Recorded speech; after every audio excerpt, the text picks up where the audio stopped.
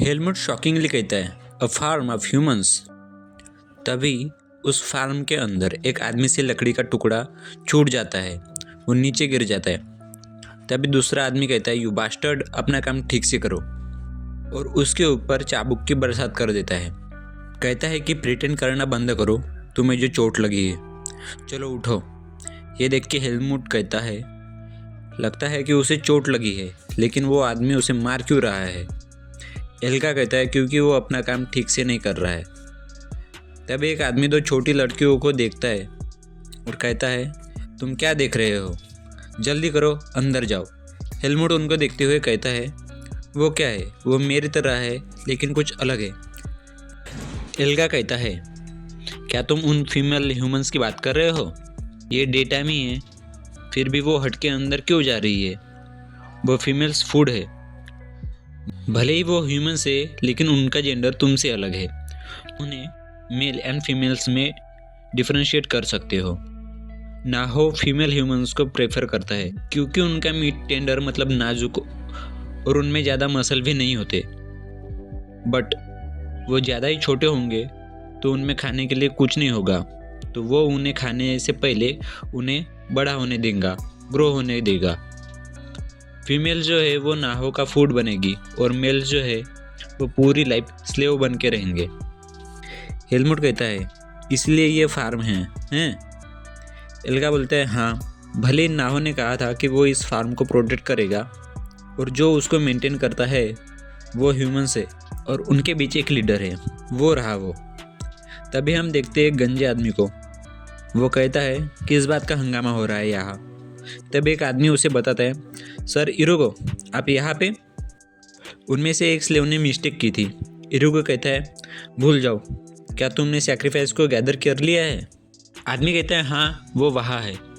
इरुगो उन लड़कियों की तरफ देख के कहता है, क्या ऐसा है? वो कहता है, हे यू। तभी एक लड़की पीछे देखती है। वो उस लड़की का चेहरा अपने हाथ में लेते हुए कहता है, मैं कोई बहाना बनाऊंगा और तुम्हें कुछ टाइम ज़्यादा जिंदा रहने दूंगा। वो बड़ी क्रिफी सा फेस बना रहा होता है। लगता है इस गंजे का इरादा कुछ अलग ही है, और वो उसके बालों से पकड़ के उसे कहीं ले जा रहा होता है। लड़की चिल्ला रही होती है। ये सब देखते हुए हेलमुट कहता है, वो ह्यूमन लीडर है। एल्गा कहता है, हाँ, मुझे नहीं पता उस ह्यूमन को कैसे पता लगता है, लेकिन वो बहुत अच्छा है उन ह्यूमंस को ढूंढने में जिन्हें इस फॉरेस्ट में छोड़ दिया जाता है। अगर तुम अनलकी होते तो इनमें से एक बन चुके होते। हेलमुट उन्हें देखते हुए कहता है, मुझे पता है, लेकिन तुमने मुझे उस तरीके से ट्रीट नहीं किया, लेकिन क्यों?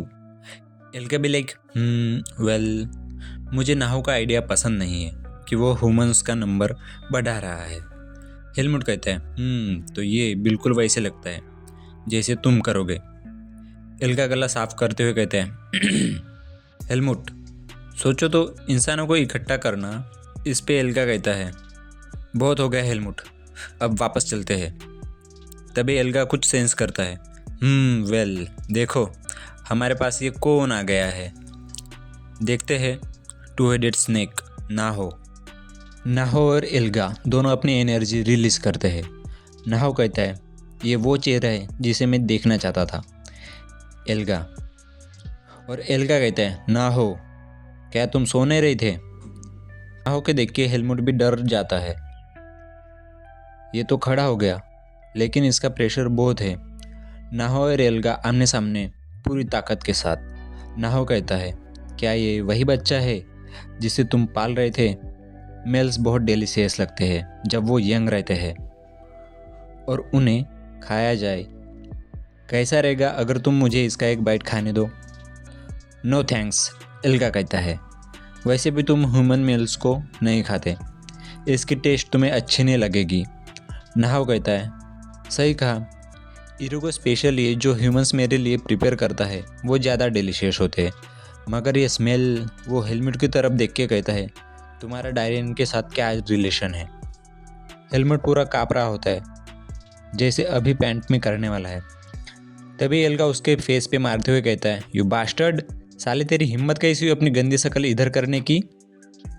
नाहो पीछे होते हुए कहता है, गुस्सा मत कर भाई, मैं पीस लवर हूँ, तुम्हें तो पता ही है। मैं उसे बस चेक कर रहा था क्योंकि मुझे उसके क्लोथ से उस हरामी की स्मेल आ रही थी।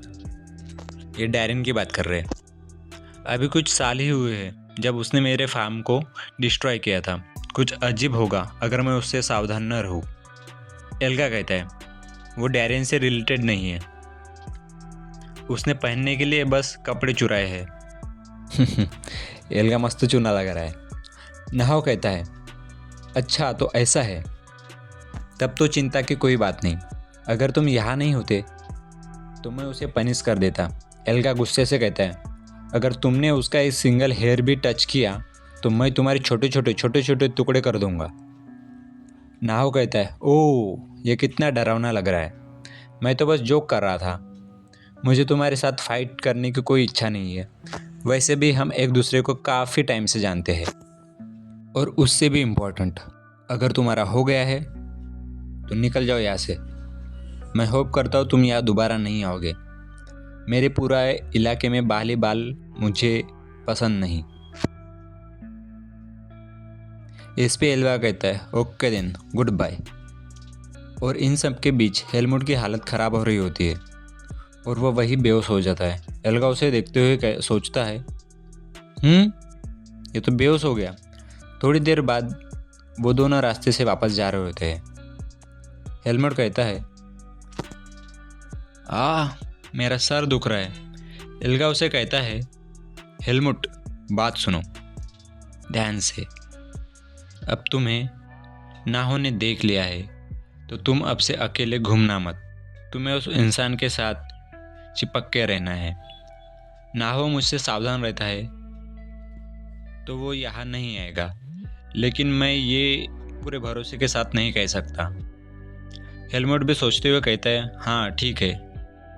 एल्गा कहता है, लेकिन तुम इतने उदास क्यों दिख रहे हो? तुम्हें ऐसी चीज़ों से सावधान रहना चाहिए। मैं इसमें कोई हेल्प नहीं कर सकता, तुम अभी काफ़ी यंग हो। हेलमुट कहता है, हे क्या तुम्हें लगता है कि मैं भी स्ट्रांग बन सकता हूँ तुम्हारी और डैरियन की तरह? एल्गा कहता है, तुम? तभी हेलमुट कहता है, क्या ये ज़्यादा हार्ड होने वाला है? एल्गा कहता है, वो ह्यूमन स्ट्रांग है। मुझे नहीं पता कि वो कितना स्ट्रांग है, लेकिन उसका लेवल इतना है कि बहुत से लोग उसकी लेवल तक पहुंच ही नहीं पाते, भले ही उन्होंने अपनी पूरी ज़िंदगी स्ट्रगल किया हो। हेलमुट शॉकिंगली, पूरी लाइफ? एल्गा, हाँ ये इतना आसान नहीं है, लेकिन चीज़ें कुछ अलग भी हो सकती है। ये तुम पे डिपेंड करता है कि तुम क्या करते हो। अगर तुम्हें सच में स्ट्रांग बनना है, अगर तुम्हें सच में यहाँ से बाहर जाना है, तो स्ट्रांग बनने के लिए अपनी जी जान लगा दो। फिर वो आगे कहता है, वो ह्यूमन आ रहा है, और वो वहाँ से जाने लगता है। तभी वहाँ डायरियन आता है। उसके कंधे पे घास का एक गट्टा होता है। वो कहता है, मुझे लगता है कि तुम फिर से उस लेपर्ड के साथ हैंग आउट कर रहे थे। हेलमुट, ओ डैरियन। डैरियन कहता है, सूरज डूब रहा है, चलो वापस चलते हैं। हेलमुट कुछ उदास दिख रहा होता है। एल्गा जाते हुए कहता है, मैं तुम्हारा ख्याल रखूँगा। हेलमुट उसकी तरफ देख के अच्छा महसूस करता है। नाइट में हेलमुट अपने बेड पे पेन में करा रहा होता है। डैम, मेरे पेट में बहुत ज़्यादा दर्द कर रहा है, मुझे लगता है कि मैं मर ही जाऊँगा। फिर वो याद करता है, डैरियन ने कहा था ये हर्ब खा लेना सोने से पहले। हेलमुट ने पूछा था ये क्या है, तो डैरियन ने कहा था पॉइजनस हर्ब। हेलमुट शॉक में कहता है, तुम मुझे कह रहे हो कि मुझे ये पॉइजनस हर्ब खाना होगा? तभी डैरियन उसे फ्लिक करके उड़ा देता है और कहता है, बस इसे खा लो, कोई कंप्लेंट नहीं। ये तुम्हारे अंदर की सीड ऑफ डार्कनेस की पावर को सप्रेस करेगी। प्रेजेंट में हेलमुट कहता है, ये तो पॉइजन है, लेकिन तुमने ये नहीं कहा था कि इतना दर्द करेगा। और वो गुस्से में बोल रहा होता है, तुम मुझे क्या खिला रहे हो डैरियन? दूसरी तरफ हम डैरियन को देखते हैं जो एक चट्टान पे खड़ा सोच रहा होता है। 5 साल नहीं 4 साल हो गए हैं। ओ मतलब डैरियन उसे रोज़ पॉइजनस हर्ब खिला रहा है। सीन शिफ्ट होता है हेलमुट पे जो अपनी शॉर्ट ट्रेनिंग कर रहा होता है। उसने अपने आजू बाजू के पेड़ों पे अपनी वुडन शॉट से बहुत कट लगाए होते हैं। तभी वहाँ डैरियन आता है और बोलता है, तुम यहाँ शॉट एंजॉय करने आए हो क्या?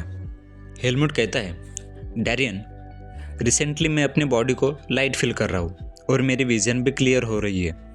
क्या ये वो पॉइजनस हर्ब की वजह से है? डैरियन कहता है, मुझे लगता है ये डिमोनिक सॉइल का इफेक्ट है। क्या तुम्हें रिसेंटली हर्ट नहीं हो रहा है क्या? हेलमुट कहता है, नहीं, मुझे तो मॉर्निंग के बाद से ज़्यादा ही रिफ्रेशिंग फील हो रहा है। डैरियन कहता है, आई सी, अभी कुछ महीने गुजर गए हैं जब से तुमने डिमोनिक सॉइल को कंज्यूम करना स्टार्ट किया था।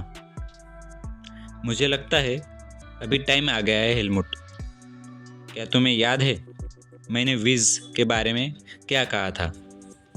तुम अपने पावर को देख नहीं सकते, लेकिन तुम उसके ऊपर बहुत परत लगा सकते हो।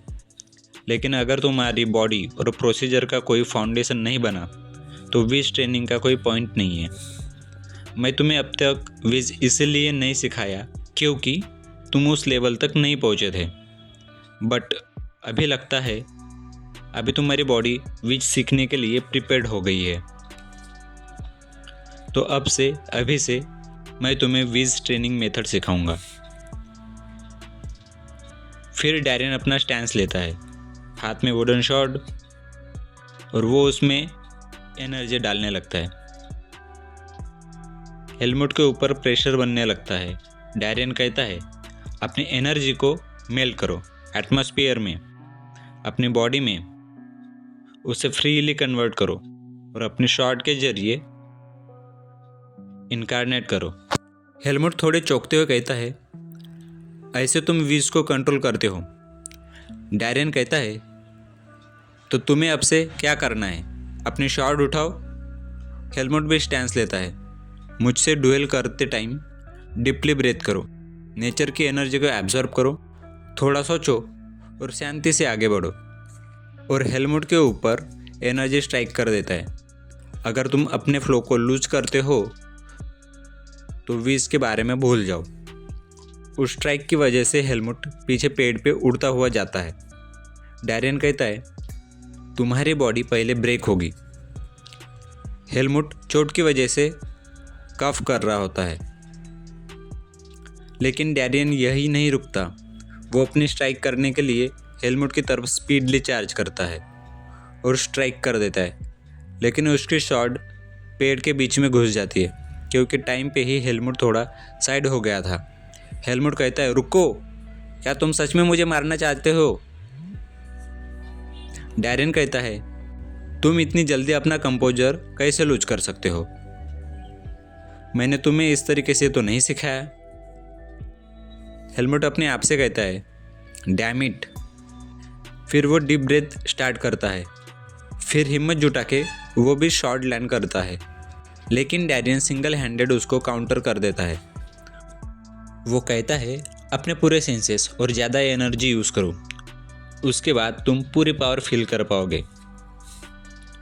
और उसको पीछे फेंक देता है। वो आगे कहता है कि कोई भी ऐसा नहीं है जो परफेक्ट हो स्टार्टिंग से। अब से हम इसी तरीके से ट्रेन करेंगे। इसमें टाइम लगेगा, लेकिन ठीक है। वो हेलमुट के ऊपर शॉट स्ट्राइक करता है, लेकिन हेलमुट अपनी शॉट बीच में लाता है। डैरियन कहता है, चलो मुझे अपनी पूरी ताकत दिखाओ। फिर वो अपनी ट्रेनिंग कंटिन्यू करते हैं। विदाउट रेस्टिंग अपने आप को पुश करो और अपने फ्लो को लूज मत करो। हेलमुट ट्रेनिंग करते हुए खुद से कह रहा होता है, थोड़ा और तेज, थोड़ा और एनर्जी को अपने बॉडी में फ्लो करने दो। फिर वो आंखें बंद करता है। तभी हम देखते हैं कि एक पर्पल एनर्जी फ्लो कर रही होती है हेलमुट की बॉडी से। ओह, ये तो बैडस लग रहा है। फिर 4 साल बाद हम देखते हैं हेलमुट, जो भी बड़ा हो गया है, मे बी 18 ईयर्स ओल्ड। वो अपनी शॉर्ट स्ट्राइक से पेड़ों को काट रहा होता है। वो सोचता है कि क्या आज की ट्रेनिंग यहीं पे स्टॉप कर दूं? तभी उसे डैरियन की आवाज़ आती है कि 4 साल हो गए। हेलमुट कहता है, हाँ डैरियन, क्या तुम मुझे ही देख रहे थे? डैरियन कहता है, तुम पहले से बेटर लग रहे हो। हेलमुट कहता है, बेटर? लेकिन मुझे लगता है कि मैं कहीं पे लैग कर रहा हूँ। एनीवे, आज की ड्यूल का क्या? डैरियन कहता है, उससे पहले तुम मुझे अपनी विश दिखाओ। हेलमुट क्यूट वे में कहता है, नहीं मैं नहीं दिखाऊंगा। पिछली बार मैंने दिखाया था तो तुमने डील करने से इनकार कर दिया था और कहा था कि मुझ में अभी भी कमी है। डैरियन बोलता है, चलो अब दिखा भी दो। फिर हेलमुट कंसंट्रेट करता है और डैरियन उसे ध्यान से देखते हुए सोचता है, वो तो मैंने पहले कहा था। बट तभी हम हेलमुट को देखते हैं जिसका विज पर्पल कलर का होता है। डैरियन आगे सोचता है, अपनी विज को मैनिफेस्ट करना, वो भी इतनी यंग एज में, ये तो इनक्रेडिबल ग्रोथ है। उसमें सीड ऑफ डार्कनेस है बट अगेन वो टैलेंटेड है। ये बच्चा जरूर दुनिया को उल्टा कर देगा, चाहे ये अच्छे के लिए हो या बुरे के लिए। ये वक्त है उसे जाने देने का। हेलमुट अपनी शॉट की तरफ देख रहा होता है। आज के लिए इतना ही। कोशिश करूँगा कि नेक्स्ट चैप्टर के एक्सप्लेनेशन में जल्दी लाऊँ। So bye bye and take care of your body.